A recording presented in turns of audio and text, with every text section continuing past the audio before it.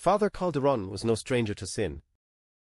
He had witnessed theft, adultery, murder, and betrayal, the daily rhythm of Lima's elite. But nothing had prepared him for this. He had heard confessions that would make lesser men tremble. He had absolved crimes committed in shadows and whispered to God in private despair. But the events inside the Palacio de Aguiar mansion were different. Here, justice and mercy collided in impossible ways, leaving him suspended between his vows and his conscience. He remembered the day he entered the blue room. "Je suis women, the Marquise, the unincable Trudleitbare." Domingo's name whispered like a prayer and a curse. For pregnancies, 4 lives intertwined in secrecy, manipulation, and fear. The church would have demanded his hand reported all. The law would have demanded execution, spectacle, obedience. But the truth had a weight far heavier than law, survival. Every day afterward he carried that burden. He counseled the Marquise, witnessed the daughter's growth, and participated in a conspiracy no one could ever condone. He blessed rooms that would never see baptism. He prayed over children whose father had been erased. Every liturgy became a performance, every sermon a lie dressed in holy cloth. Yet in the quiet hours before dawn he wondered about justice. Was it in punishing Domingo, who had been destroyed before his life ended? Was it in preserving the Marquise's name, the daughter's futures, the fragile illusion of order? Or was it in recognizing the cruelty of an empire that allowed property to live as a man, and yet die as a nothing? He could not answer. The burden was eternal. Every time he crossed the mansion's corridors, he felt Domingo's presence, not in body but in memory, in the moral gravity left behind. Every glance at the surviving child reminded him that the past refuses to remain buried. Every secret whispered to the walls mocked him, tested him, challenged him. And yet he stayed. He remained the silent witness, the unspoken accomplice, the keeper of forbidden knowledge. Because some truths are too dangerous to release. Some sins are too entangled with survival. And some burdens are not meant to be shared, only carried. Father Calderon learned that complicity is not freedom, but a different kind of imprisonment.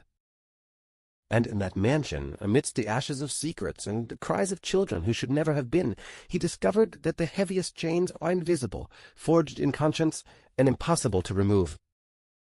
The Palacio de Aguiar was no longer merely stone and timber. It had become a repository of secrets, a mausoleum of sins, and a living memory of everything that had transpired within its walls. Everum carit vespers.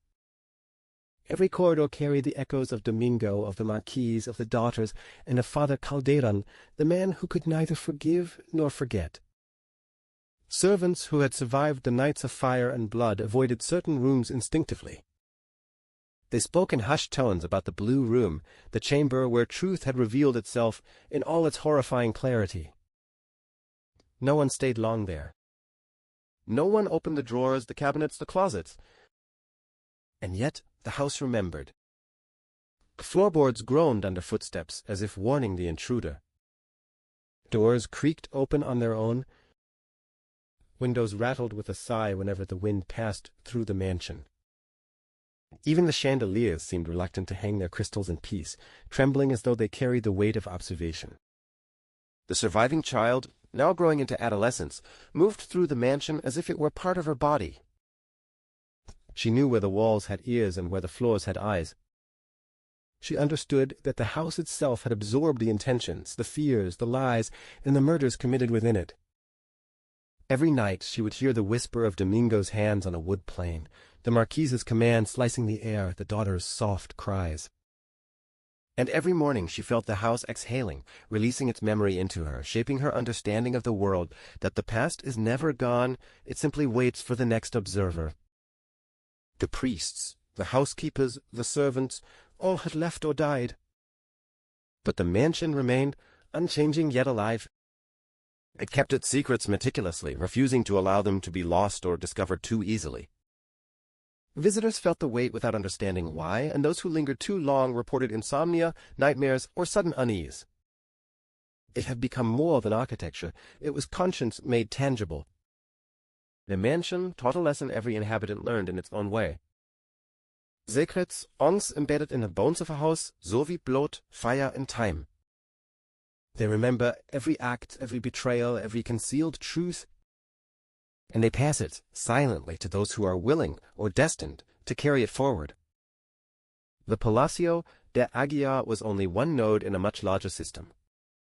A network of silence stretched through Lima, through the viceroy's court, the merchant guilds, the clergy, and hidden corners of colonial society. Every secret was a thread, every conspiracy a rope linking the powerful to the powerless, the guilty to the willing accomplice. Domingo's erasure was not an anomaly. It was a lesson in control. Letters were shredded or burned, not by chance, but by design. Whispers carried through salons only to die before reaching ears that mattered. People who might have spoken were bound by favors, debt, fear, or ambition. The city thrummed with hidden agreements, invisible hierarchies, and codes of obedience, unspoken, unbreakable. Every family knew it, every priest understood it, every merchant navigated it. And those who stumbled, who threatened to reveal the delicate arrangement of power, disappeared into history, quietly or violently. The surviving child, now a teenager, observed all this with precision. She noticed who avoided her gaze, who lingered too long in hallways, who whispered in courtyards. It catalogued alle living a life of manipulation and fear. She understood that survival depended on understanding, not just what was hidden, but why. Every secret in Lima had a reason, and every silence was bought with human cost. By the time she was 17, she had created her own mental map, a network within a network. All the favors owed, all the debts unpaid, all the eyes that could be turned or blinded. She realized that Domingo's name, erased as it was, lived not only in her memory but in the arteries of the city itself. Power was less about titles, less about wealth, and far more about the ability to shape perception, to decide what could be seen, what could be ignored, and what could be remembered. It was here, in the shadows of the network, that the true lesson of the Palacio de Aguiar emerged. History is never neutral. Every record, every story, every omission is a choice made by someone with power. And when that choice is weaponized, when silence is enforced as rigorously as law, it can remake the world invisibly, irreversibly, dangerously. The network of silence did not sleep. It was patient, cold, and meticulous.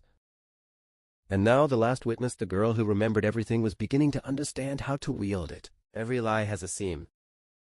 And in August of 1803, it was the seamstress who found it. Her name has been erased from every record, as if the empire itself wanted to unmake her existence. But that's how most truths disappear, not with fire, but with silence. She'd worked in the Palacio de Aguiar household for nearly 20 years.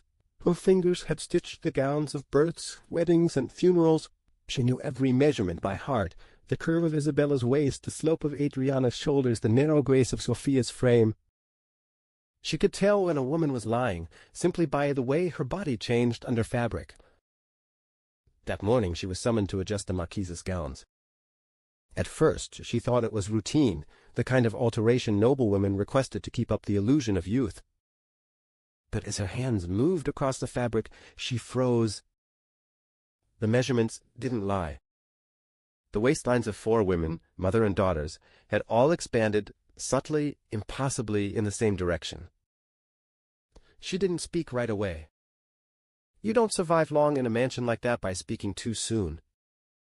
But when the same request came from Isabella and Adriana and Sophia, something inside her began to tremble.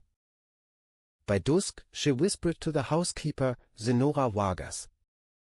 At first, Vargas dismissed it. Too absurd, too dangerous even to think. But the seamstress persisted. She listed the symptoms she'd seen 100 times before, the way they refused corsets, their sudden aversions to certain foods, their fatigue, their changed breathing. Pregnancy, undeniable, unmistakable. Vargas's face went pale. Impossible, she said. For noble women, unmarried, untouched by scandal, all showing the same signs. But truth doesn't ask for permission. It waits, patient, merciless, until someone finally looks.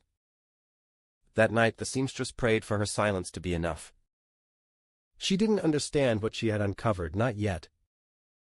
Because the empire she served was built on the illusion that women like the Marquise were untouchable, and men like Domingo were not men at all. Within weeks that illusion would collapse. And when it did, it would not only destroy the House of Aguiar, it would expose the rotting foundations of Lima itself.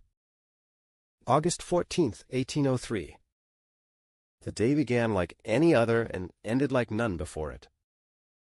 At dawn, Lima's sky glowed a dull gold, heavy with humidity and incense from the churches.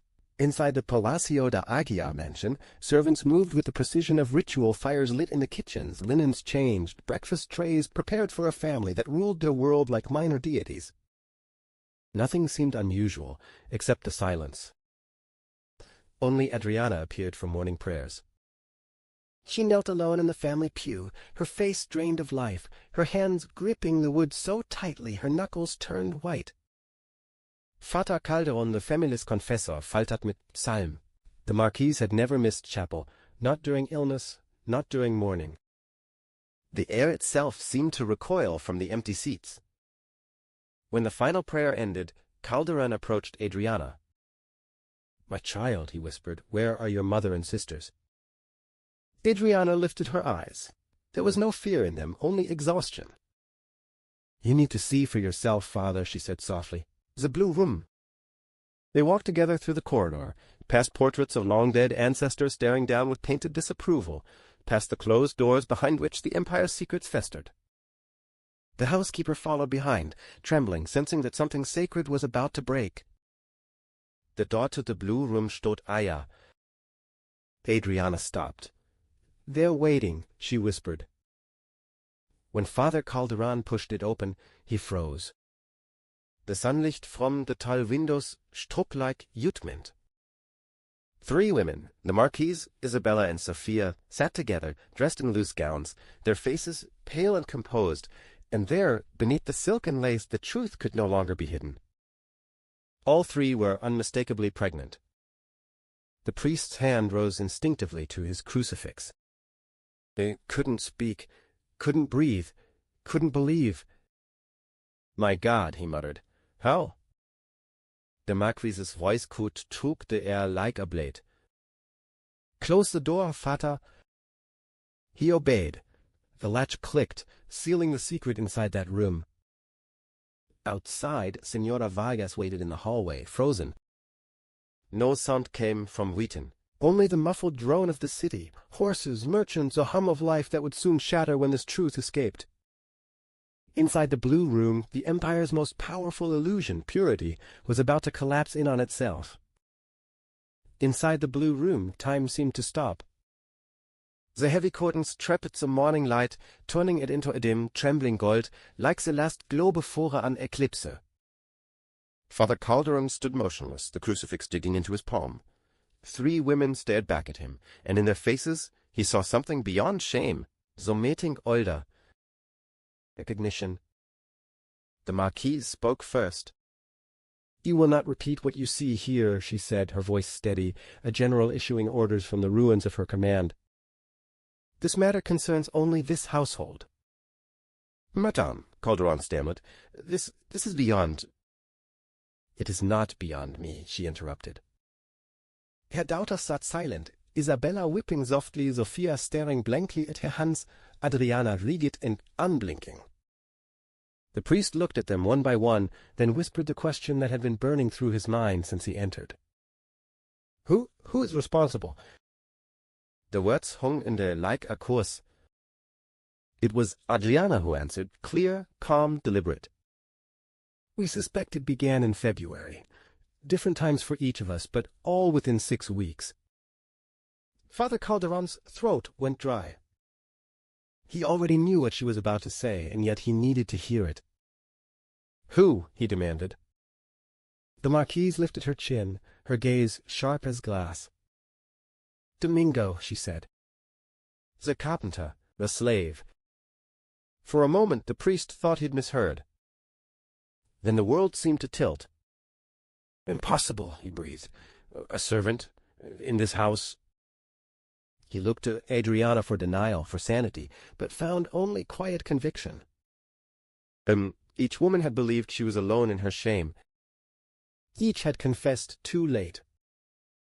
Only when Sophia broke down did the others realize the pattern, the timing, the secrecy, the single forbidden name that tied them all together. Father Calderon staggered backward, gripping a chair for balance. His mind recoiled. The evidence stood before him, radiant and damning. He searched their faces for horror, for repentance. Instead, he found something else, something dangerous.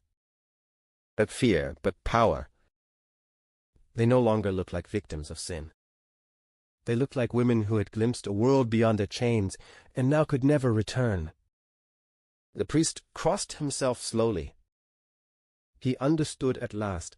This wasn't merely scandal. It was contagion. And if it spread, it would burn the entire colonial order to ash. Every move she made began to ripple through Lima's hidden networks. What once seemed distant or disconnected now revealed itself as part of a single, intricate web. The magistrates, who ignored minor infractions, began second-guessing their decisions. Merchants who once whispered freely now paused, feeling the invisible weight of her observation. Even priests, those arbiters of morality and law, began to hesitate in their judgments, sensing the subtle influence of someone who understood the machinery of power better than they ever could. Her circle, though she observed, though she influenced, though she watched silently, was tightening around the city like an invisible noose. Every decision, every hesitation, every whispered secret was catalogued. She understood that control was not about overt authority, but about the capacity to shape perception. When the perception of power shifts, reality bends in response. The mansion remained her stronghold, but the city had become an extension of her consciousness. Every alleyway, every courtyard, every market stall was mapped in her mind. She knew where information traveled, who could be trusted and who would falter under subtle pressure. Her influence was a force without form, a presence without announcement. And yet its effect was undeniable. The threads of Lima's elite society began to converge in patterns that she alone could decipher. Domingo's memory was no longer just a lesson, it was a blueprint.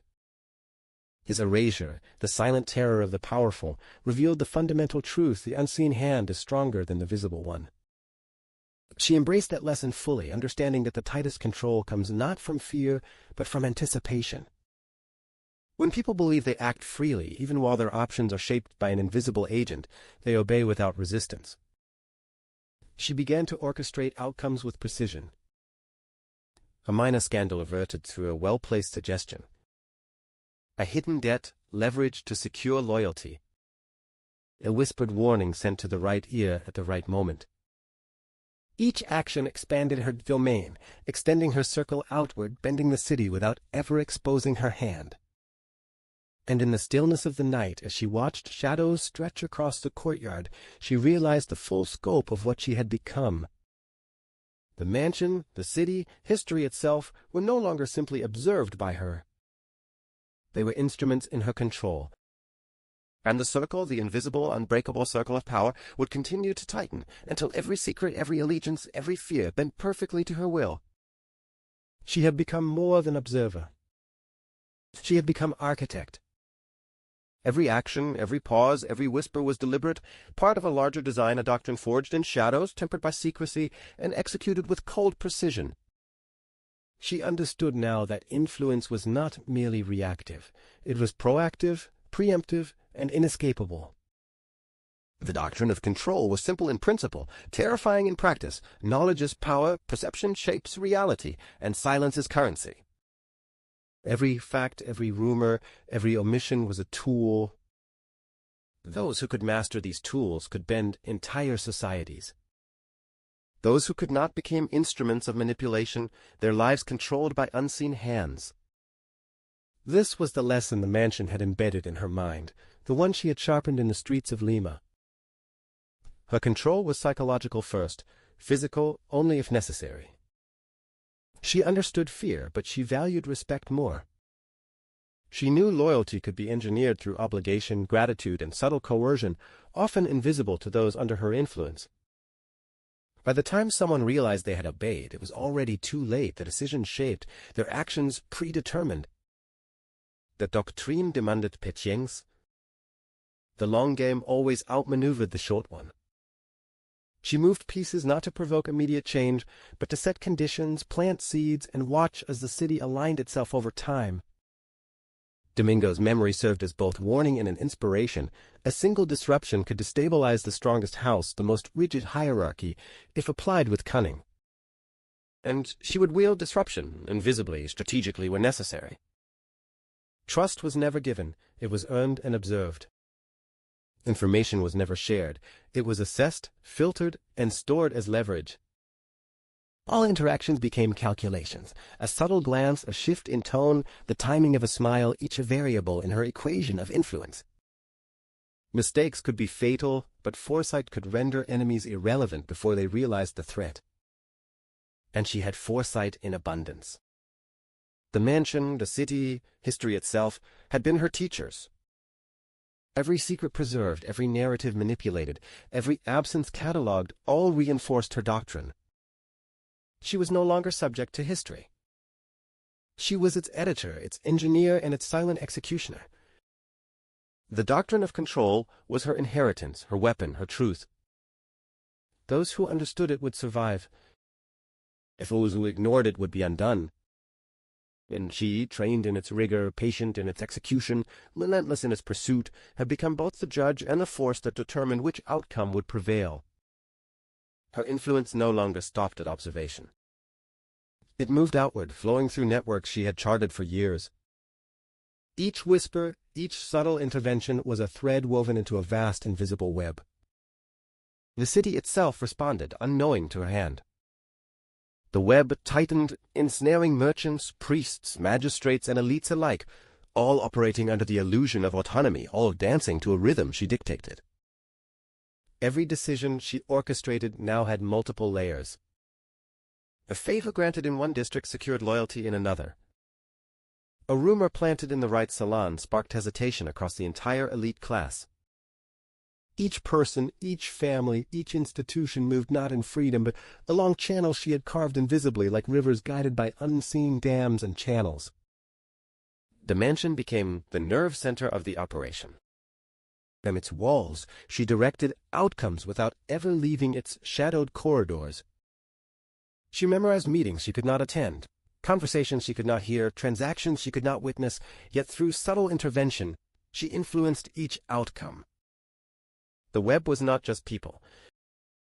It was circumstances, appearances, timing, and perception. Der Detail mattert. She often thought of Domingo.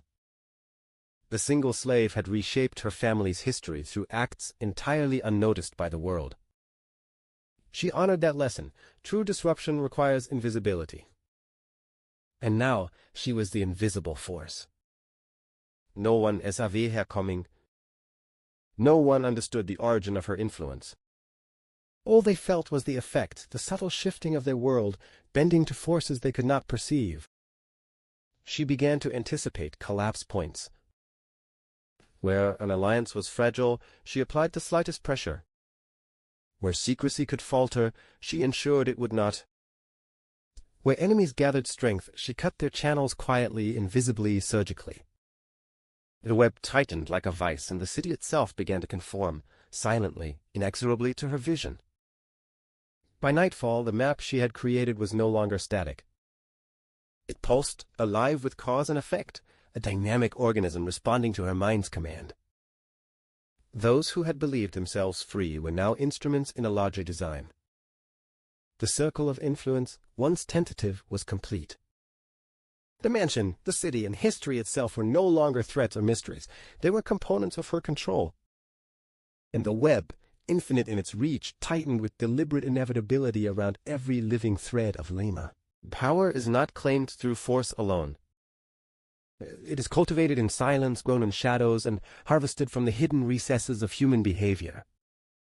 She had learned that secrets are the ultimate currency. Whispers in dark corridors, confessions offered under duress, private ambitions exposed in fleeting moments of trust. Every secret collected was a seed of influence, every confession a tool, every concealed truth a lever to bend reality. The mansion became a repository of intelligence. Servants' conversations, private letters, unnoticed slips of the tongue, all were catalogued, understood, and transformed into actionable knowledge. No revelation was too small, no detail insignificant.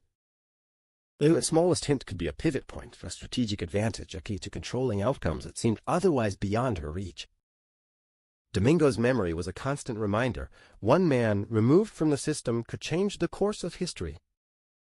She studied this carefully, understanding that secrets, when leveraged correctly, carry disproportionate weight.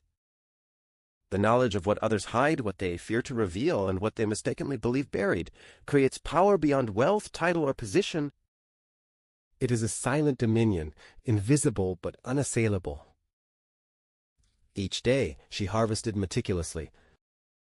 A servant's hesitation, a merchant's hesitation, a priest's doubt, each became data, analyzed and transformed into influence. By the time an action occurred, she already knew the outcome, having adjusted variables quietly and visibly. Secrets allowed her to predict, manipulate, and control without overt confrontation. And she understood the moral calculus. Information is neutral until wielded. A secret can save or destroy, elevate or enslave, depending on how it is used.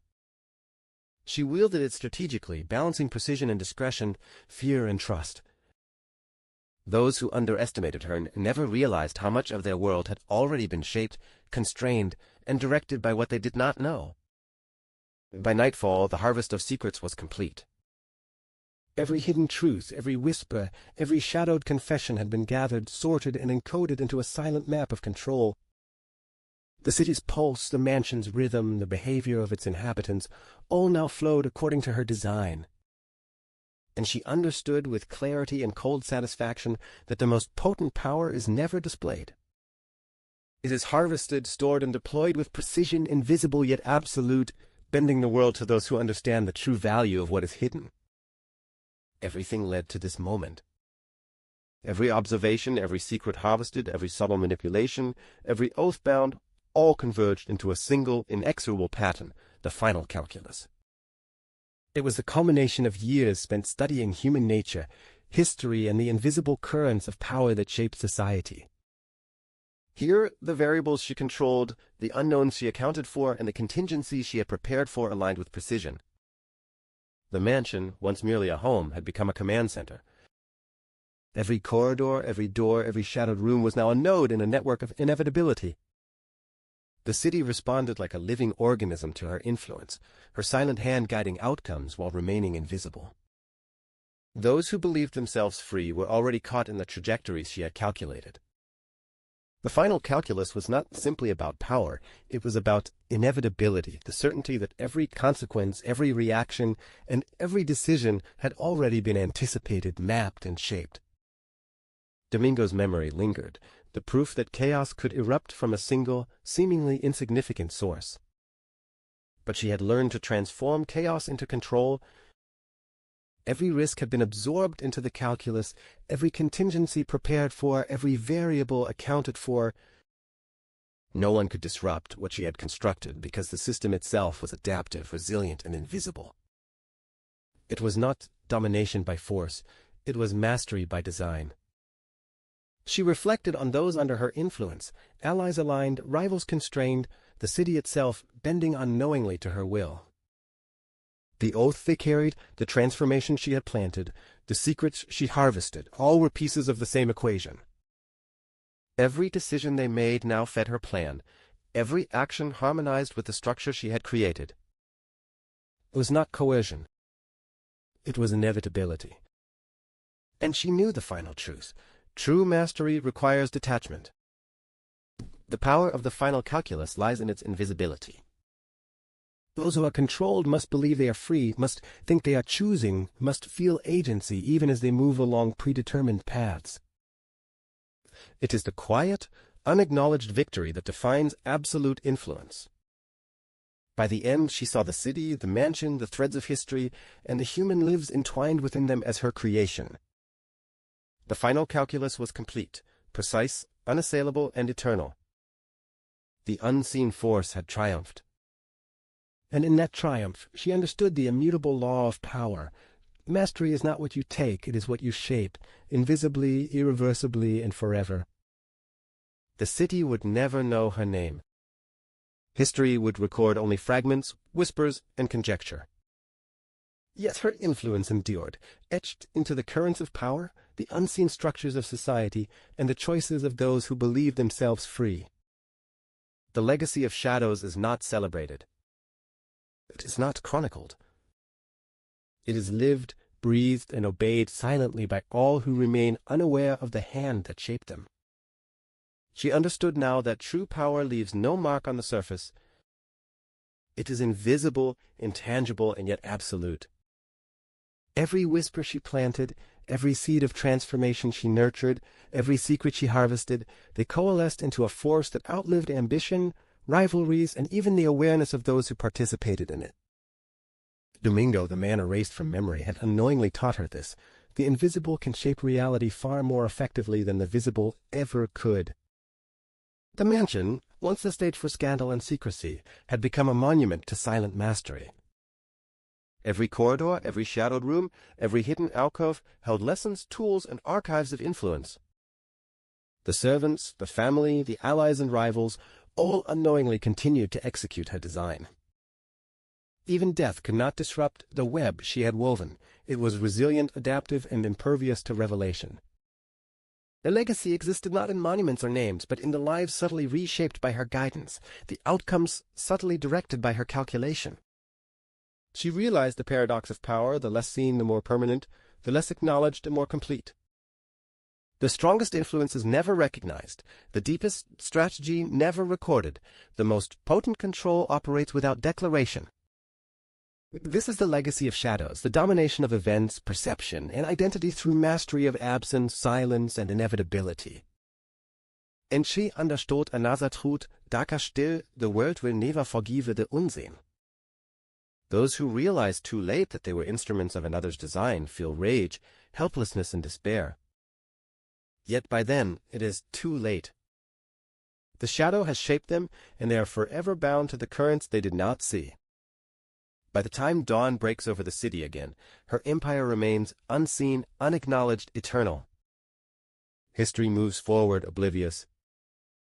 Power flows through those who believe themselves free. And in every shadowed corner of Lima, her presence whispers quietly, reminding the world that true mastery requires no applause, no recognition, only the enduring, invisible legacy of those who understand the terrifying weight of what is hidden. She no longer acted as an observer or a student.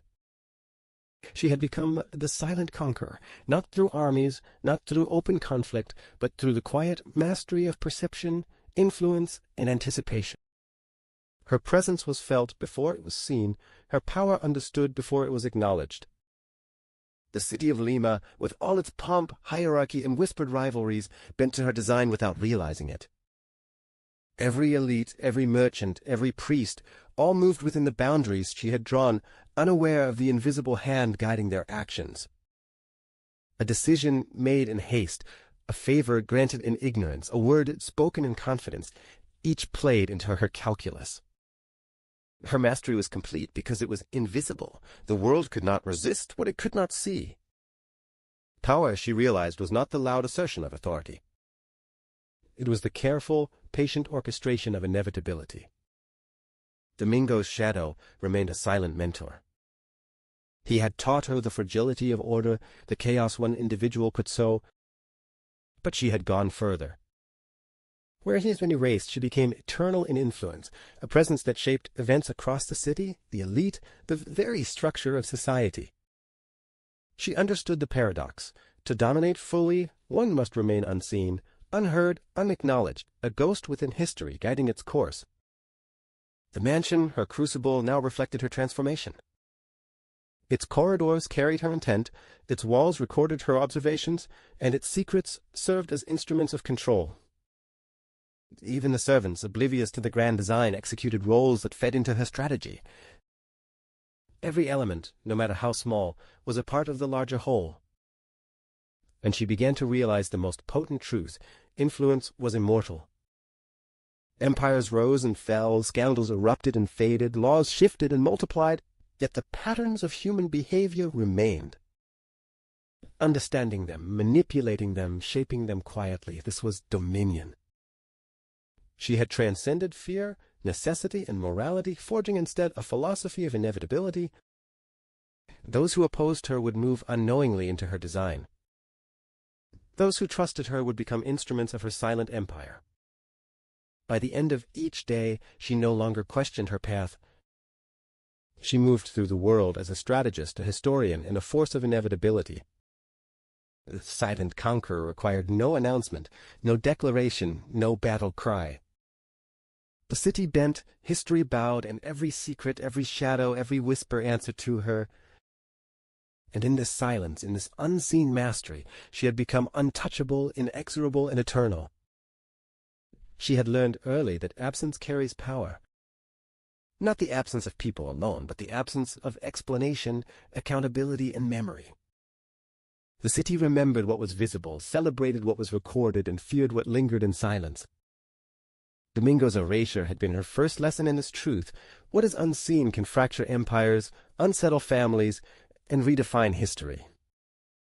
Geneva forgot IT. The lesson of the lost was simple. What vanishes leaves space for influence, and in that space she thrived. Each disappearance, a servant sold, a rival discredited, a secret buried, became a lever she could pull. She studied the subtle ripples left in the wake of absence, the suspicion, the guilt, the overcompensation of those left behind. Every reaction was data, every silence a tool. The lost were never truly gone, they became instruments of learning and leverage.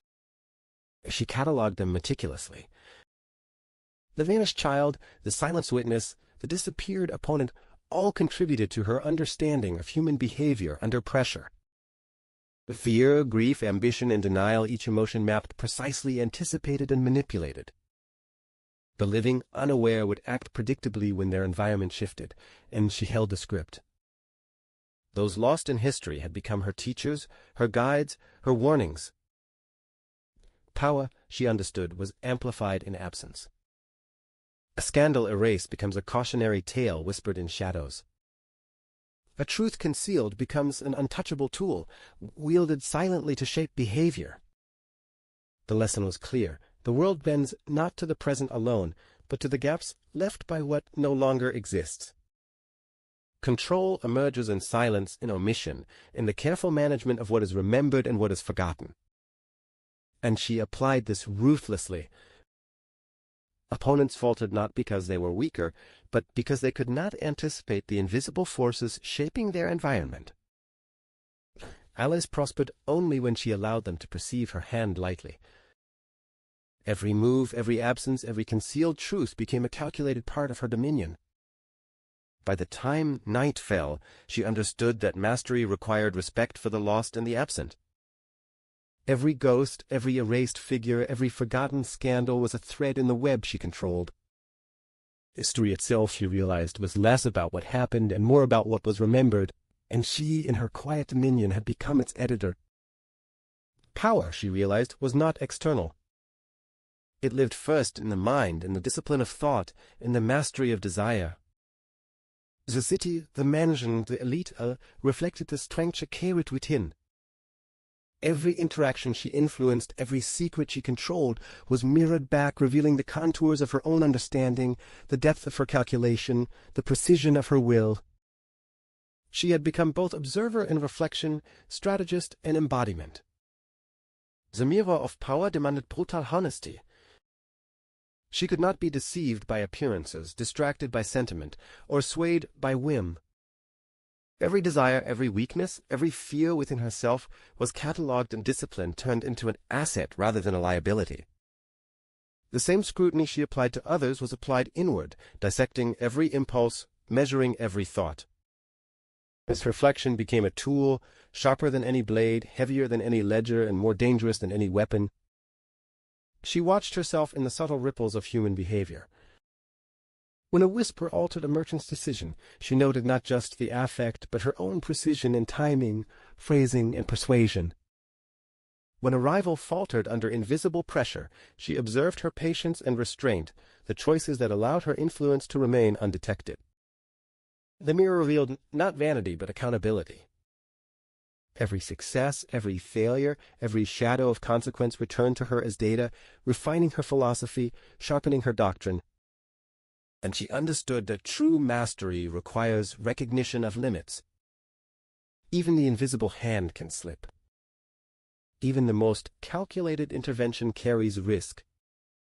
The mirror of power is as unforgiving as history itself. Mistakes, once reflected, demand adjustment, correction, and vigilance. She learned to embrace them, study them, and transform them into lessons for the next move. In the stillness of the night, she contemplated the reflection of the city in her mind. Its shadows, whispers, and hidden currents mirrored her own mastery of secrecy and influence. Every secret she held, every fear she anticipated, every absence she orchestrated, reflected not just control over others, but mastery over herself. And in that mirror, she saw the terrifying and exhilarating truth: the world bends to those who first bend themselves. The mansion, the city, history, all were mirrors reflecting both her command and her evolution. And she understood that from this reflection comes ultimate power, the ability to shape events, control perception, and become an architect of inevitability. It happened 1 year after the Night of Fire. The Marquise, grown pale and spectral, summoned her daughters to dine together as a family one last time.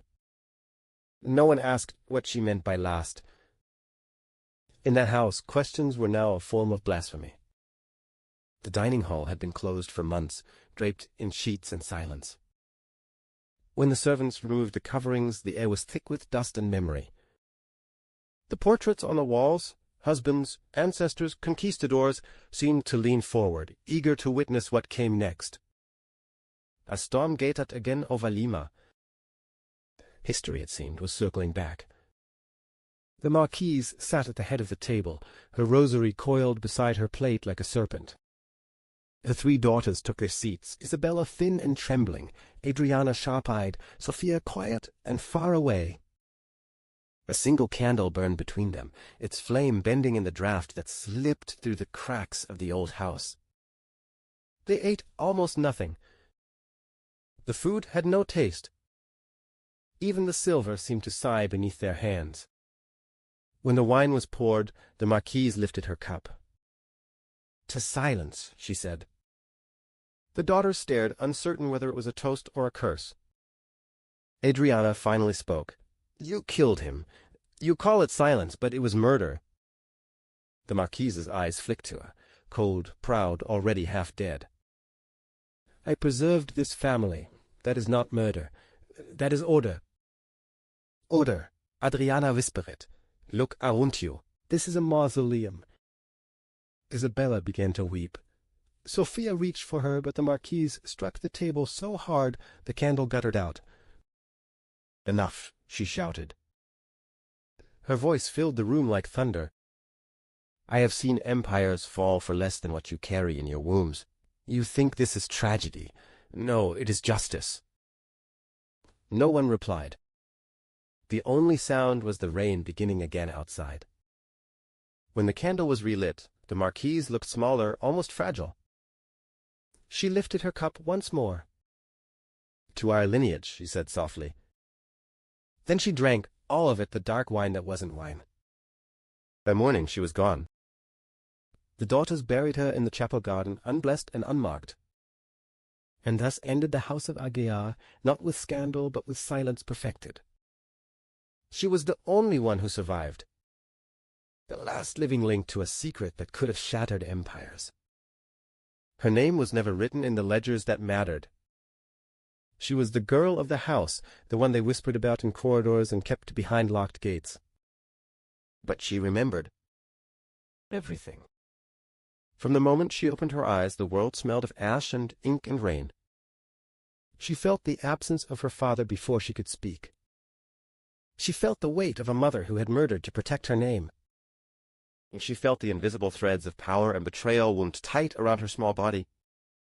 By the age of 7, she had memorized every corridor in the Palacio de Aguiar mansion, the secret stairwell behind the library shelves, the trapdoor in the wine cellar, the hidden alcove where servants whispered prayers to keep themselves sane. She learned the names of all who had taken part in Domingo's erasure, the overseers, the midwives, even Father Calderon, whose face haunted her dreams. No one spoke to her of Domingo. But in her mind he was vivid, a shadow, a promise, a danger. The city outside continued its routine. Lima thrived. Social balls, market cries, royal decrees. No one knew the magnitude of what had occurred inside the yellow walls of the mansion. But she did. And with knowledge comes power. With power comes a responsibility heavier than any chains. By adolescence, she spoke little. Her voice, when used, carried authority beyond her years. She drew maps of the city and its secrets. She memorized family lineages, who owed what favors, who could be manipulated. She learned to move unseen, to watch, to record, to remember. She understood the truth that her mother had feared. History doesn't erase sin. It buries it. In some teams, the beuritzen grows roots. It waits, it watches. It waits for the right peasant to make it bloom again. This child, the last of the Aguiar line, would not forget. And someday, the echoes of Domingo, the man they had destroyed, would return through her eyes. Not as vengeance, but as awakening. Because in the end, power belongs to those who remember. In the months after the storm, Adriana began writing. Letters filled with words she could never speak aloud. They were not addressed to anyone, not to relatives, not to friends, not to the church. They were written for someone who might exist beyond the walls of Lima, someone who could understand the gravity of what had happened. And yet they would never leave the mansion. Each letter traced the contours of her mind, the betrayals, the silences, the calculated murders cloaked in the guise of protection. She described Domingo, not as a slave, not as property, not as a tool of desire, but as a force, elemental, unpredictable, terrifying in its humanity. She wrote about the Marquise, the final executioner of a man whose only crime was being alive in the wrong world at the wrong time. She wrote about her sisters, fragile yet complicit, and about herself, caught between awe and disgust, love and horror. The letters became a map of the unseen, the power structures, the networks of loyalty, the hidden debts and favors that maintained the illusion of order. Each paragraph was a blueprint, each margin a warning. She noted the names of those who could be trusted and those who would betray. She documented the households across Lima, the families who had attended the last gatherings, the merchants who had delivered the wine for the feast. Every detail mattered because history does not forgive mistakes, and secrets have a way of clawing back into the light. But the letters were never sent. The Marquise, watching from her chamber like a vulture, tore them from Adriana's hands one by one. She burned them in the hearth, the smoke curling into the corners of the mansion as if the house itself were inhaling guilt. By destroying them, she preserved the family's name, but also unleashed a deeper, quieter terror, the knowledge that what is unrecorded is never truly gone. Adriana's words did not vanish entirely. They lived in her memory, in her dreams, in the careful way she observed the world. And that is how power survives, not in public decree or formal recognition, but in the minds of those who remember. The letters never sent became invisible weapons, tools of insight and danger, waiting for the right moment to strike across generations. In sie längst the Menschen lernen Fundamentaltod. Information cannot be destroyed. It can only be hidden until the one who remembers chooses to awaken it. By now, she had learned the rules the city never spoke aloud. Secrets were more valuable than gold, more dangerous than swords, more binding than law. And she learned them not from teachers, not from books, but from whispers, subtle instructions passed from her mother before death, from Father Calderon's lingering counsel, and from the shadows themselves that inhabited every corridor of the mansion. It began late at night. The wind rattled windows, and candle flames bent as if in deference.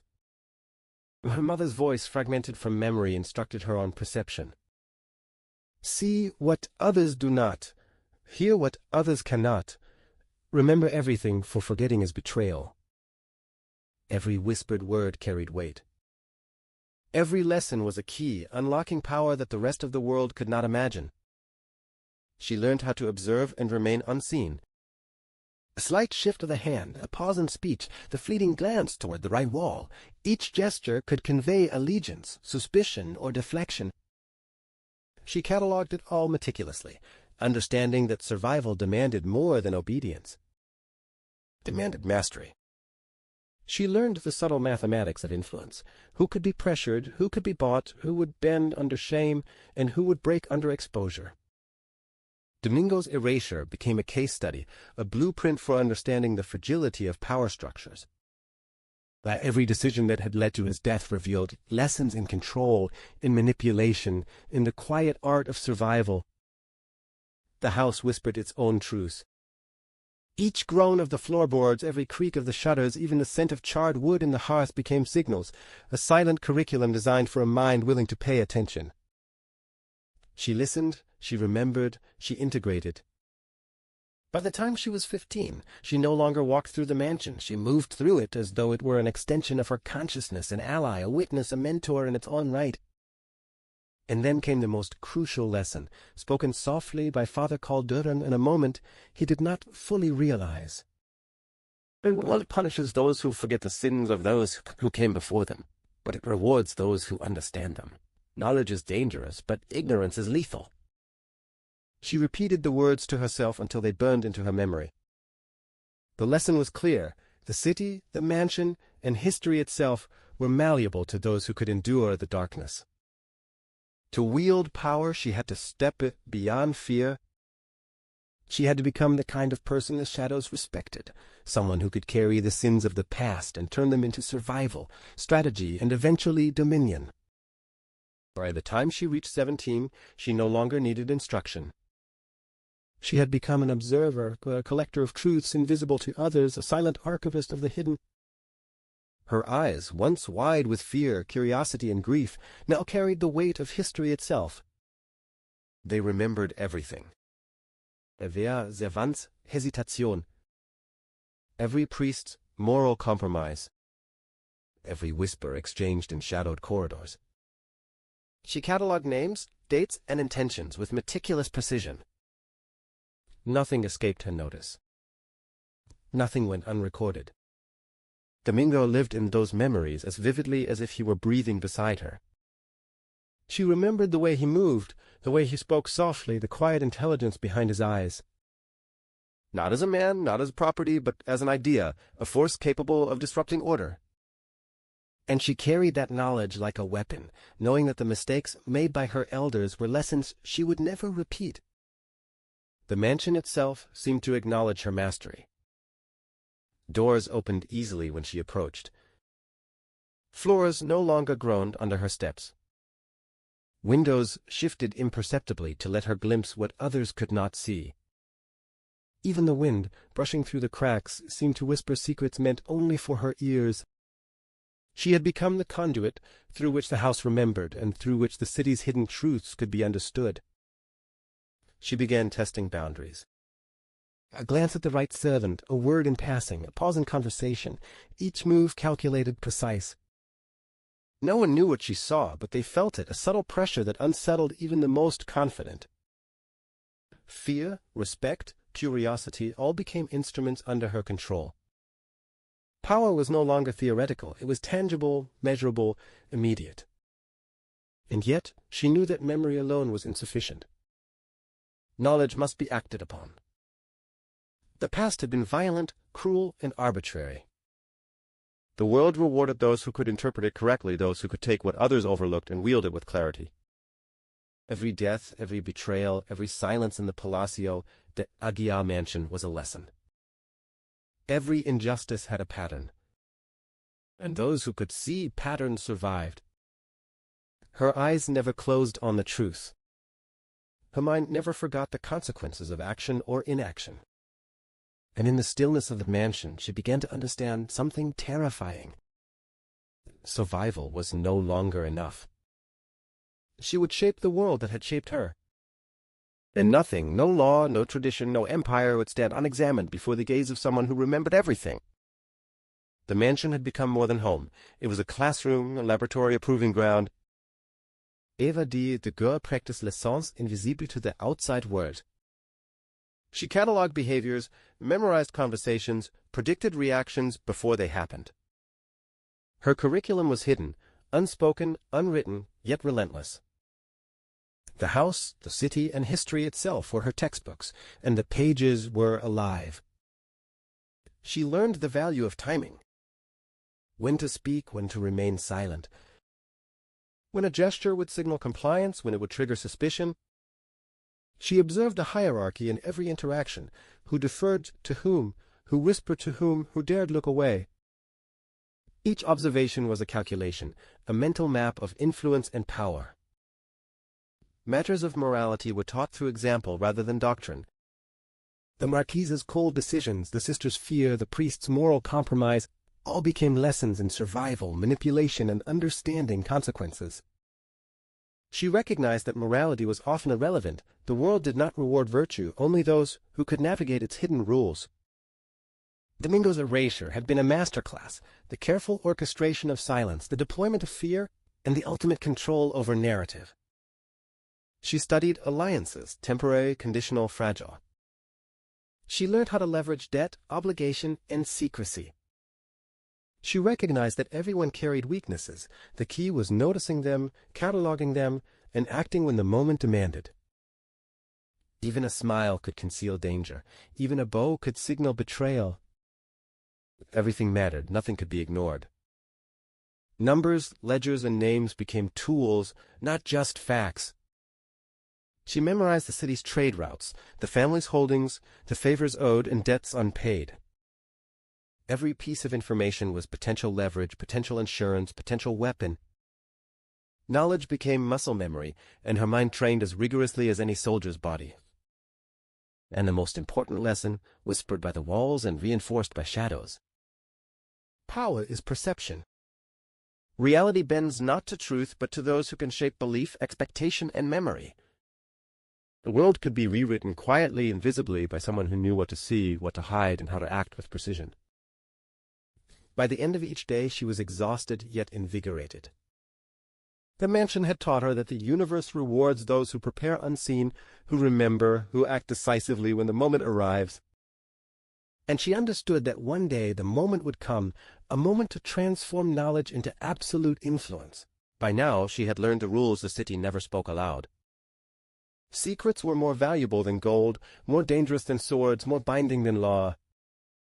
And she learned them not from teachers, not from books, but from whispers, subtle instructions passed from her mother before death, from Father Calderon's lingering counsel, and from the shadows themselves that inhabited every corridor of the mansion. It began late at night. The wind rattled windows, and candle flames bent as if in deference. Her mother's voice, fragmented from memory, instructed her on perception. See what others do not. Hear what others cannot. Remember everything, for forgetting is betrayal. Every whispered word carried weight. Every lesson was a key, unlocking power that the rest of the world could not imagine. She learned how to observe and remain unseen. A slight shift of the hand, a pause in speech, the fleeting glance toward the right wall. Each gesture could convey allegiance, suspicion, or deflection. She catalogued it all meticulously, understanding that survival demanded more than obedience. Demanded mastery. She learned the subtle mathematics of influence. Who could be pressured, who could be bought, who would bend under shame, and who would break under exposure. Domingo's erasure became a case study, a blueprint for understanding the fragility of power structures. Every decision that had led to his death revealed lessons in control, in manipulation, in the quiet art of survival. The house whispered its own truths. Each groan of the floorboards, every creak of the shutters, even the scent of charred wood in the hearth became signals, a silent curriculum designed for a mind willing to pay attention. She listened, she remembered, she integrated. By the time she was 15, she no longer walked through the mansion. She moved through it as though it were an extension of her consciousness, an ally, a witness, a mentor in its own right. And then came the most crucial lesson, spoken softly by Father Calderon in a moment he did not fully realize.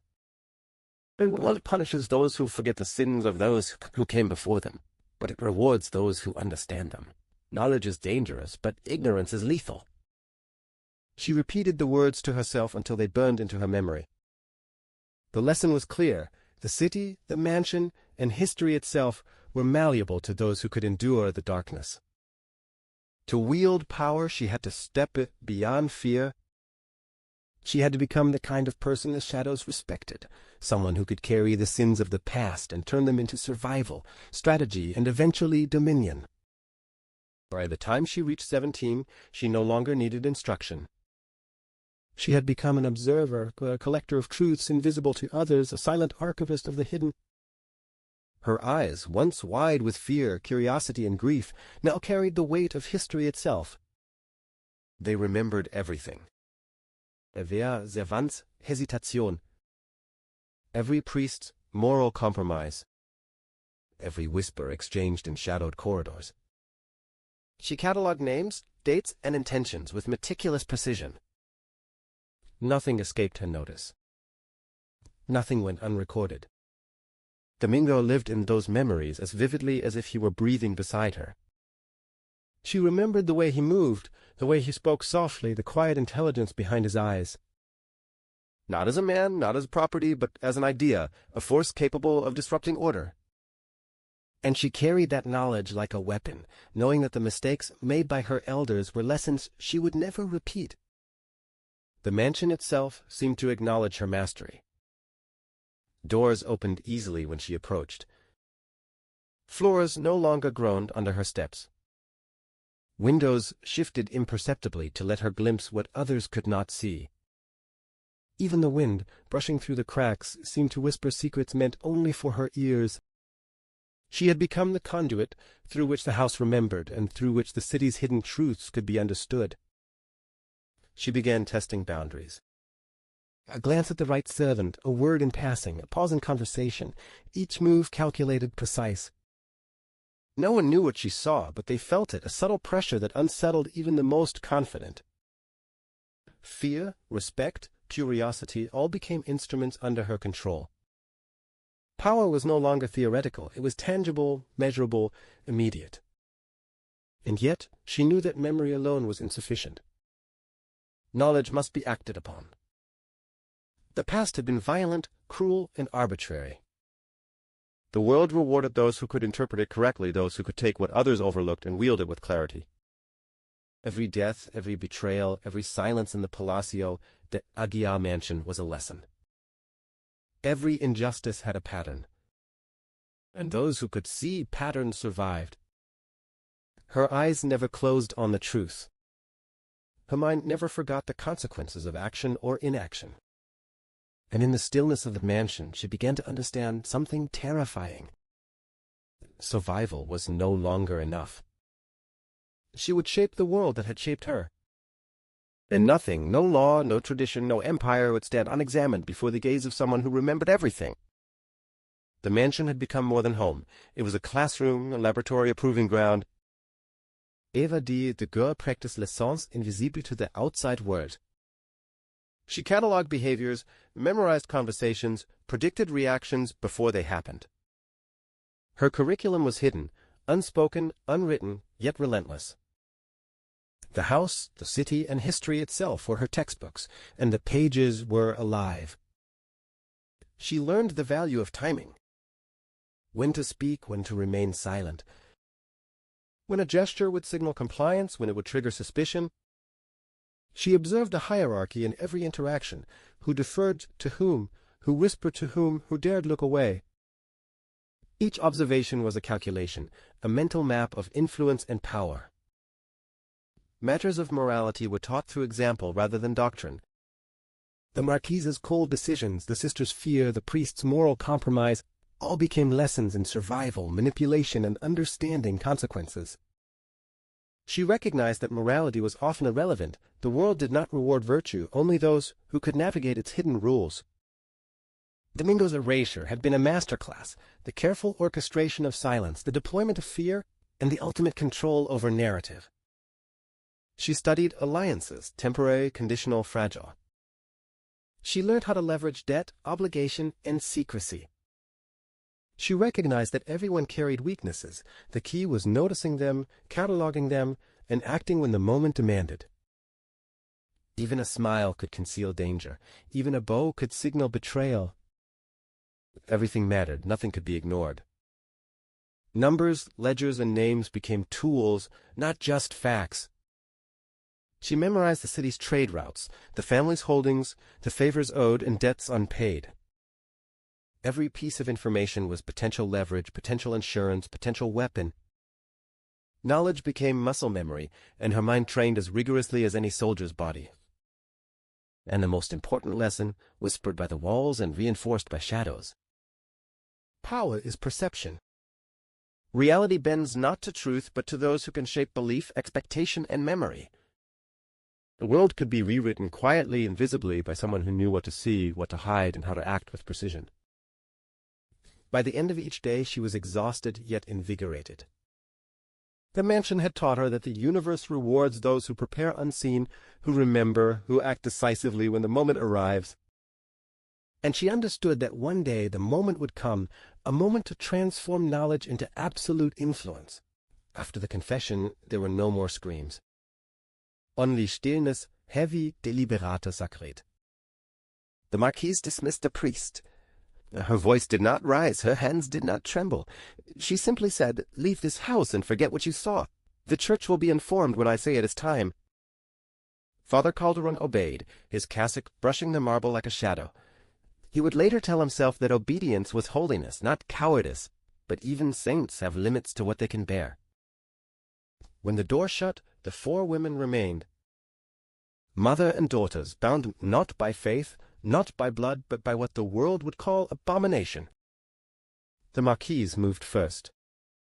She poured wine into 4 crystal goblets, her gestures slow and ceremonial. "Listen to me," she said, her tone quieter now, almost human. "No one must ever know, not the servants, not the priest, not the viceroy's court. If this truth escapes, we are all condemned, by law, by God, by the city itself." Isabella's tears fell soundlessly. Adriana stared into her cup. Sophia, pale and trembling, whispered, "But what about him?" The name was not spoken, but it lingered, Domingo. The Marquise's eyes flicked toward the window where the courtyard shimmered in the late sun. "He will be dealt with," she said.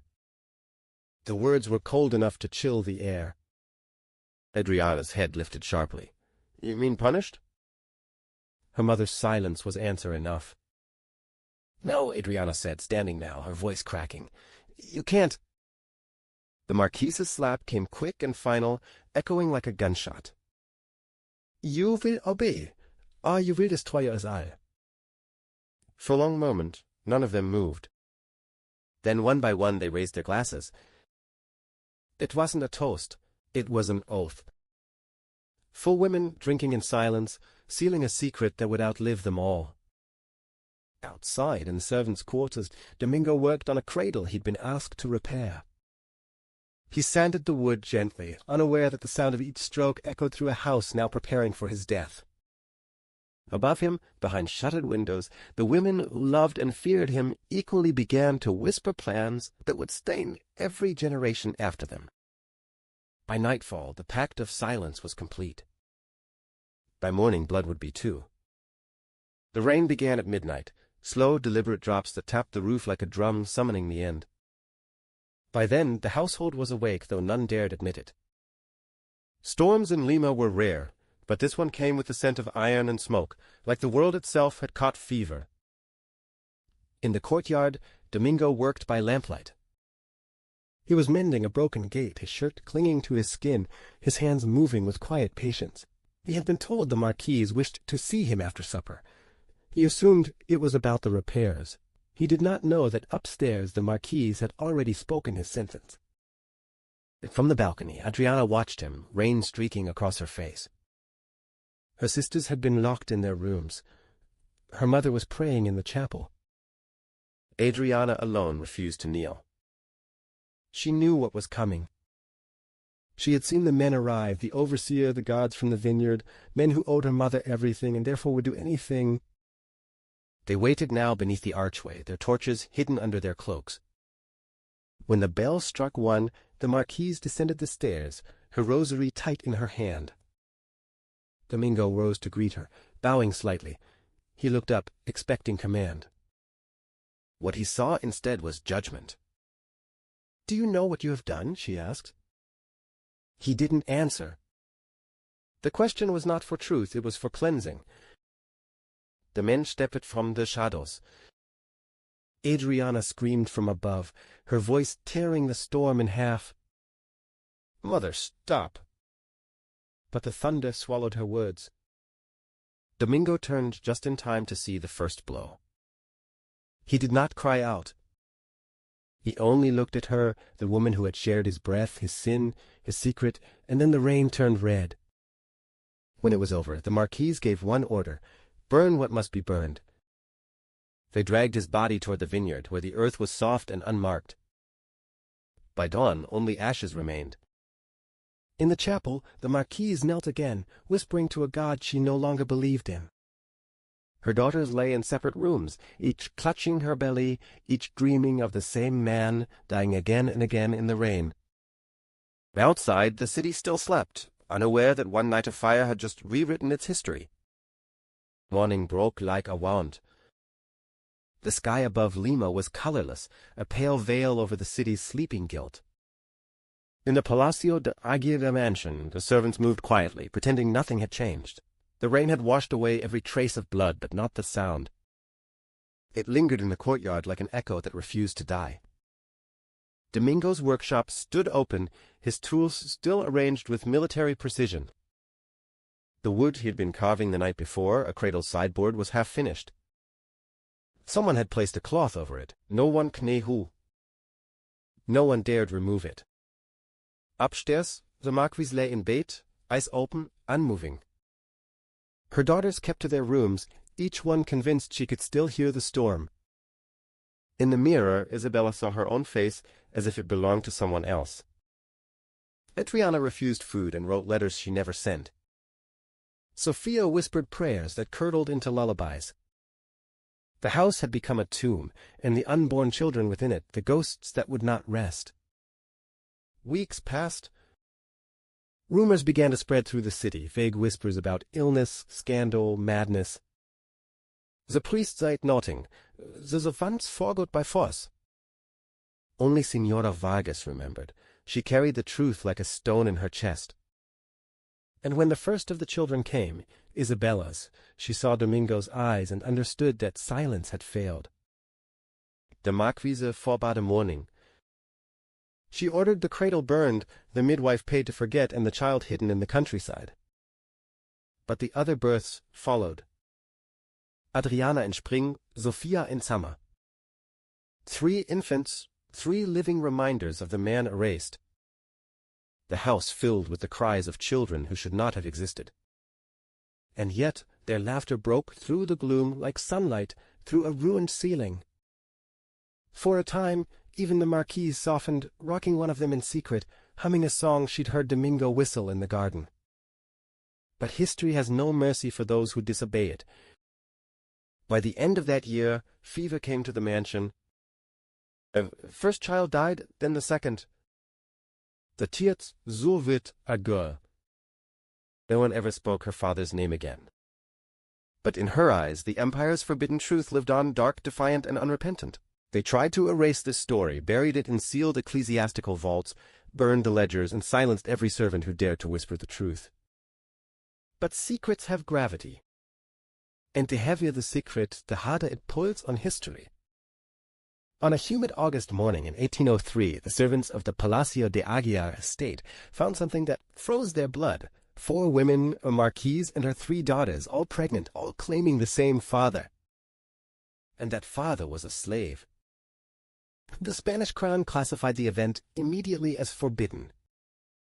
Not because of the pregnancies, but because of what they represented, a fracture in the empire's sacred illusion of purity. You see, Lima was never just a city. It was a stage, a performance of European dominance painted over indigenous blood and African labor. The elite believed their bloodlines divine, their virtue unshakable. But one man, one slave, shattered that illusion. His name was Domingo. Born in chains, sold and resold like a tool, yet somehow literate, articulate, and unafraid. They thought they owned his body. They never imagined he'd conquer their world with nothing but presence, silence, and timing. What happened inside that mansion over 6 months wasn't seduction, wasn't rebellion. It was something deeper. It was contagion. Domingo represented what the entire colonial structure feared most: power that didn't require permission. The moment those women broke the invisible barrier between master and slave, they didn't just destroy their family's honor. They declared war on the entire order that kept millions obedient. The church called it sin. The state called it treason. But the truth? It was evolution, a moment when the suppressed will of centuries erupted through forbidden desire. And when the Spanish officials discovered what had happened, they didn't see 4 women and a slave. They saw prophecy, a sign that their empire's control, social, racial, and divine, was crumbling. Before we descend further, I need you to understand something. This story isn't just about 1803. It's about the psychology of control, how societies rewrite history to protect illusions of superiority. Once you hear what happened next, you'll understand why they tried to bury it forever. They wrote his name in ledgers, not birth records. Domingo, age approximately 30, literate, strong, skilled in carpentry and metalwork. 850 pesos, that was his value. Not his worth. His price. But what those ledgers couldn't capture was the silence that followed him through the corridors of the Palacio de Aguilar mansion, a silence heavy enough to make the other slaves step aside. Domingo didn't shout. He didn't beg. He observed. And in a world built on masks, observation is power. He'd been bought from a bankrupt plantation near Trujillo. They said he came from the coast, maybe Angola generations back, though no one knew for sure. What they did know was that he could read and write. That terrified them more than any weapon. To own an enslaved man who could think was dangerous. To own one who could understand, deadly. At first they assigned him to the stables. He repaired harnesses, polished saddles, tended to horses whose names were spoken with more affection than the names of men. But the Marquise soon noticed his precision, the quiet intelligence in the way he handled tools, the careful restoration of furniture, the flawless symmetry of his joinery. So she moved him indoors. And that's when the walls began to shift. In the corridors of the mansion, hierarchy was architecture. Every room reminded you who you were allowed to be. The women of the house lived like porcelain behind locked doors, guarded not by chains, but by expectation. And Domingo, the silent carpenter, was allowed to cross those thresholds under the illusion of servitude. He entered chambers alone, measured the window frames in Isabella's room, X'd the lock on Adriana's study, that new shelving in the library where Sophia liked to read. He became the sound of hammering in the background of their lives, invisible, necessary, untouchable. But power has a scent, and those who have lived too long in cages can smell it on the free. Some said his eyes never rose above the floor. Others whispered that when they did, for just a second, it felt like the world had stopped breathing. That was how the contagion began, not with touch, but with recognition. A glance that cracked the illusion of divine order. In every empire there are 4 kinds of women: the obedient, the questioning, the dreaming, and the doomed. The Palacio de Aguilar household had all 4, and they shared the same blood. Maria Catalina de Aguilar de Velasco, the Marquise, 43, widowed, still feared. She governed her estate with the same steel her late husband used to manage his soldiers. Her words could raise a family's fortune or crush it beneath scandal. To the outside world, she was discipline incarnate, lace and law stitched together. But discipline is a mask that cracks from within. Isabella, the eldest, 24, groomed for marriage to a Spanish count's son. Her face a portrait of serenity, her heart a prisoner of protocol. Every morning she practiced being the perfect ornament for a man she'd never love. And each night she dreamt of breaking something, anything that belonged to her mother. Adriana, the mittlere Daukater, 22. Intelligent enough to be dangerous. She read account ledgers when no one watched, questioned priests about inheritance laws, studied the workings of debt and power. The Marquise called it impertinence, but Adriana called it truth. She was the first to sense the illusion trembling beneath their polished life, and the first to notice Domingo's quiet awareness of it. Sophia, the youngest, 19. The sweet, fragile, beautiful, the one society called poor. But purity is often just ignorance, and Sophia's innocence wasn't blindness. Che savait Domingo to. Not as a servant, but as something the world feared, the forbidden reflection of freedom itself. Together, these 4 women lived inside a gilded cage built from expectation and shame. They moved like clockwork, morning prayers, music lessons, embroidery, social visits. But by 1803 the rhythm had faltered. Isabella's color drained. Adriana stopped walking in the gardens. Sophia's laughter vanished into long silences. And the Marquise, the iron matriarch, began avoiding her mirror. The servants whispered. The priest worried. And still, no one spoke the truth, because truth in a house like that was more dangerous than sin. What connected them wasn't blood anymore. It was a secret they hadn't yet spoken aloud, a secret that began in silence and would end in fire. By the time they realized they were all carrying the same man's child, it was too late to save anything, even their souls. Silence carries consequences. Not the absence of sound, but the absence of disclosure, the calculated suppression of truth. She had lived in it, cultivated it, weaponized it. And now she understood that every secret held, every whisper withheld, demanded a reckoning, a balance between influence and responsibility, between manipulation and survival. The city itself seemed complicit. Every merchant who ignored irregularities, every magistrate who overlooked inconsistencies, every priest who accepted obedience over inquiry, they reinforced the power of what remained unspoken. Yet their compliance was neither voluntary nor innocent. Each act of inattention, each moment of ignorance, fed the invisible machine she commanded. Silence became a currency more potent than gold, and she held it in abundance. Domingo's absence loomed like a shadow over her strategies. The memory of what one man, erased and forgotten, could achieve haunted her decisions. The lesson was clear. Those who wield silence with precision can shape destinies, while those who fail to recognize it are undone. History bends not only to action, but to omission. Truth suppressed becomes a force, as formidable as any army, as enduring as any record. The mansion, with its hidden corridors and private chambers, had been her training ground.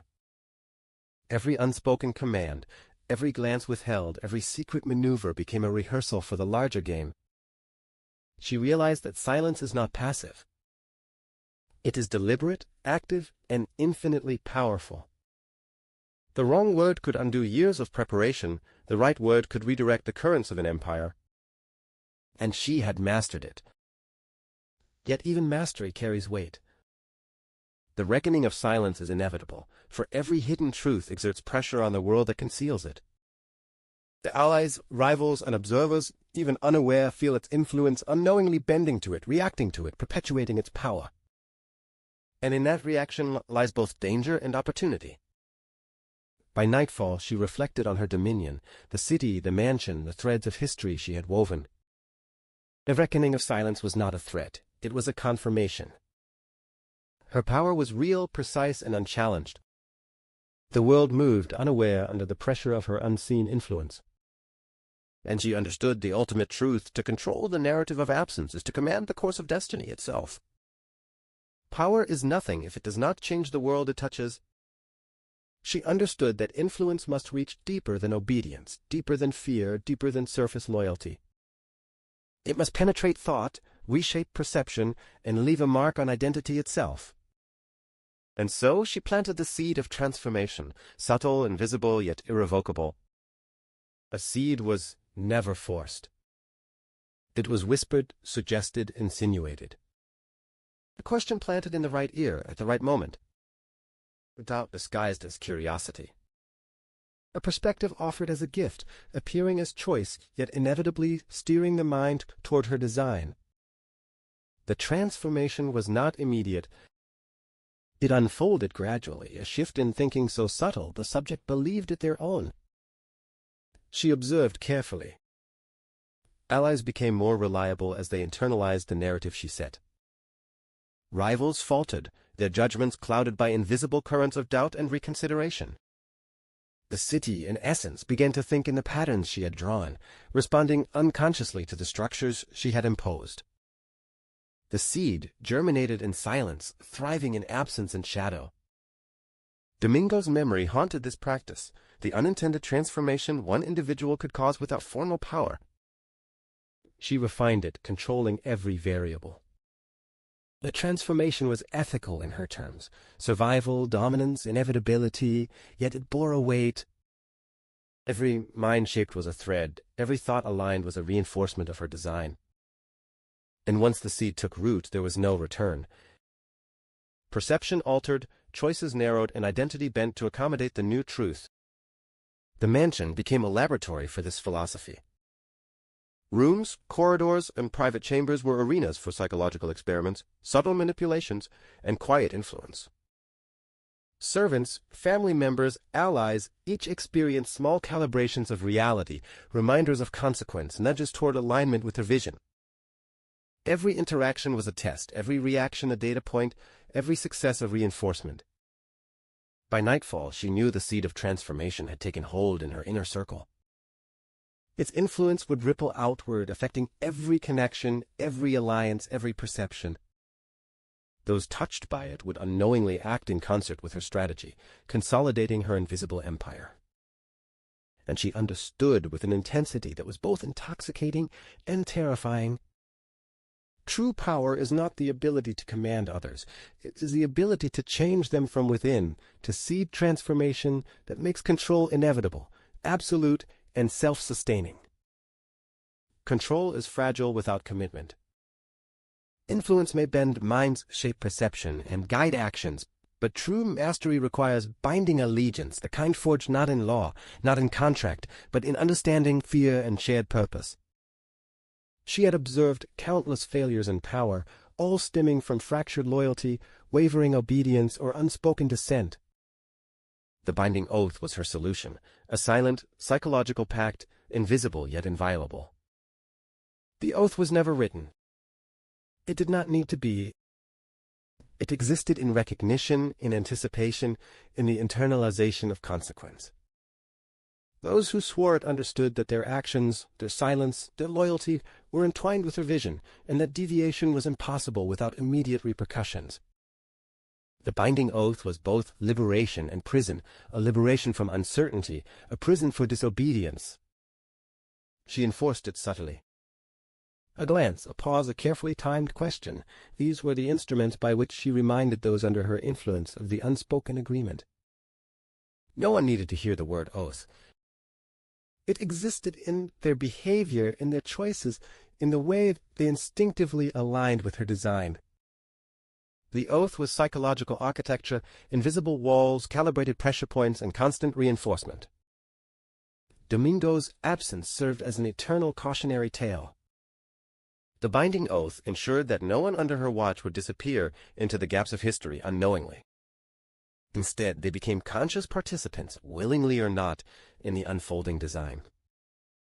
Every action they took reflected not just obedience, but an internalized understanding of their role in her empire. And in that understanding, her control became absolute, self-perpetuating, and untouchable. The mansion became the ceremonial stage. Its corridors, rooms, and shadows bore witness to the subtle rituals of reinforcement, a favor granted with expectation, a subtle correction of behavior, a whispered acknowledgment of alignment.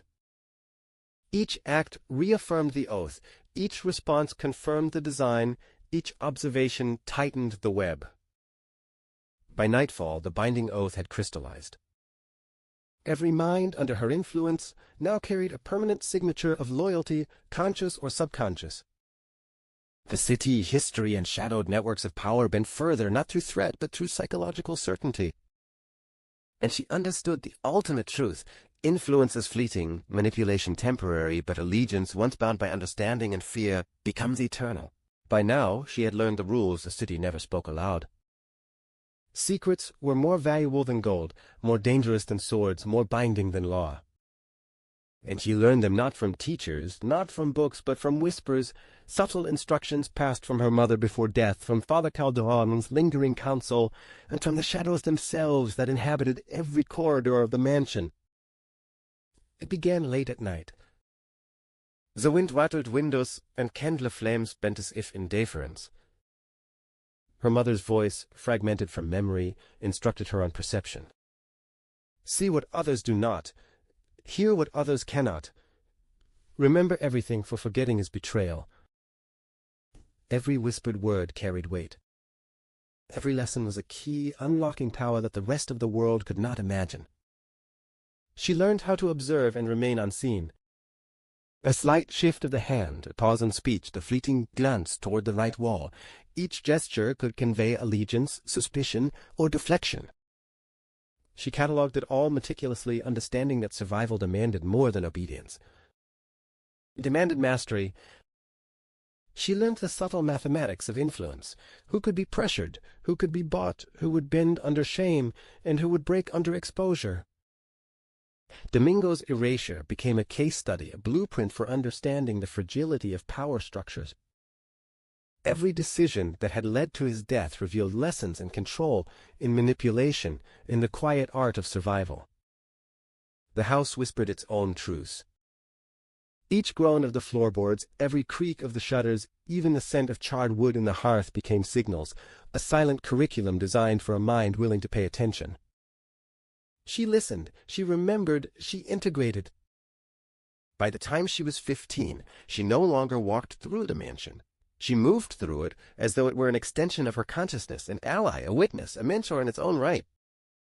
And then came the most crucial lesson, spoken softly by Father Calderon at a moment he did not fully realize.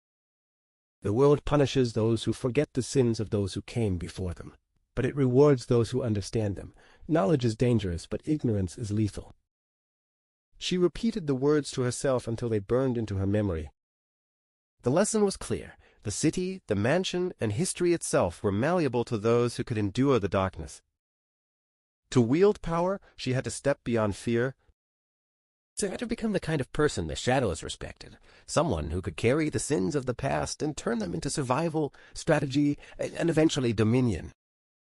By the time she reached 17, she no longer needed instruction. She had become an observer, a collector of truths invisible to others, a silent archivist of the hidden. Her eyes, once wide with fear, curiosity, and grief, now carried the weight of history itself. They remembered everything. Haver servants hesitation. Every priest's moral compromise, every whisper exchanged in shadowed corridors. She catalogued names, dates, and intentions with meticulous precision. Nothing escaped her notice. Nothing went unrecorded. Domingo lived in those memories as vividly as if he were breathing beside her. She remembered the way he moved, the way he spoke softly, the quiet intelligence behind his eyes. Not as a man, not as property, but as an idea, a force capable of disrupting order. And she carried that knowledge like a weapon, knowing that the mistakes made by her elders were lessons she would never repeat. The mansion itself seemed to acknowledge her mastery. Doors opened easily when she approached. Floors no longer groaned under her steps. Windows shifted imperceptibly to let her glimpse what others could not see. Even the wind, brushing through the cracks, seemed to whisper secrets meant only for her ears. She had become the conduit through which the house remembered and through which the city's hidden truths could be understood. She began testing boundaries. A glance at the right servant, a word in passing, a pause in conversation, each move calculated, precise. No one knew what she saw, but they felt it, a subtle pressure that unsettled even the most confident. Fear, respect, curiosity all became instruments under her control. Power was no longer theoretical. It was tangible, measurable, immediate. And yet, she knew that memory alone was insufficient. Knowledge must be acted upon. The past had been violent, cruel, and arbitrary. The world rewarded those who could interpret it correctly, those who could take what others overlooked and wield it with clarity. Every death, every betrayal, every silence in the Palacio de Aguiar mansion was a lesson. Every injustice had a pattern. And those who could see patterns survived. Her eyes never closed on the truth. Her mind never forgot the consequences of action or inaction. And in the stillness of the mansion, she began to understand something terrifying. Survival was no longer enough. She would shape the world that had shaped her. And nothing, no law, no tradition, no empire, would stand unexamined before the gaze of someone who remembered everything. The mansion had become more than home. It was a classroom, a laboratory, a proving ground. Evadie, the girl, practiced le sens invisible to the outside world. She catalogued behaviors, memorized conversations, predicted reactions before they happened. Her curriculum was hidden, unspoken, unwritten, yet relentless. The house, the city, and history itself were her textbooks, and the pages were alive. She learned the value of timing. When to speak, when to remain silent. When a gesture would signal compliance, when it would trigger suspicion. She observed the hierarchy in every interaction, who deferred to whom, who whispered to whom, who dared look away. Each observation was a calculation, a mental map of influence and power. Matters of morality were taught through example rather than doctrine.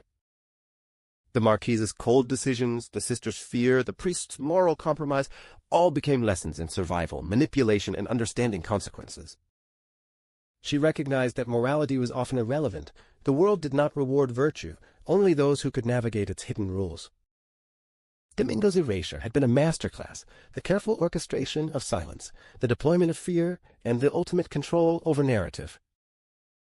She studied alliances, temporary, conditional, fragile. She learned how to leverage debt, obligation, and secrecy. She recognized that everyone carried weaknesses. The key was noticing them, cataloging them, and acting when the moment demanded. Even a smile could conceal danger. Even a bow could signal betrayal. Everything mattered, nothing could be ignored. Numbers, ledgers, and names became tools, not just facts. She memorized the city's trade routes, the family's holdings, the favors owed, and debts unpaid. Every piece of information was potential leverage, potential insurance, potential weapon. Knowledge became muscle memory, and her mind trained as rigorously as any soldier's body. And the most important lesson, whispered by the walls and reinforced by shadows. Power is perception. Reality bends not to truth, but to those who can shape belief, expectation, and memory. The world could be rewritten quietly, invisibly, by someone who knew what to see, what to hide, and how to act with precision. By the end of each day, she was exhausted yet invigorated. The mansion had taught her that the universe rewards those who prepare unseen, who remember, who act decisively.